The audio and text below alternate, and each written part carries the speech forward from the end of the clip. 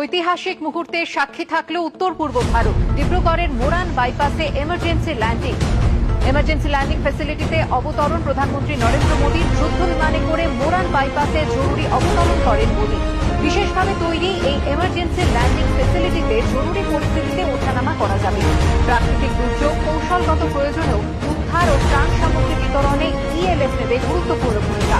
সর্বোচ্চ 40 টন ওজনের যুদ্ধ বিমান ও সর্বোচ্চ 74 টনের পরিবহন বিমান থেকে নামানো যাবে এখানে। এদিন ডিব্রুগড়ে প্রধানমন্ত্রীকে স্বাগত জানান অসমের মুখ্যমন্ত্রী হিমন্ত বিশ্ব শর্মা। হাজির ছিলেন কেন্দ্রীয় মন্ত্রী সর্বানন্দ সোনোয়াল।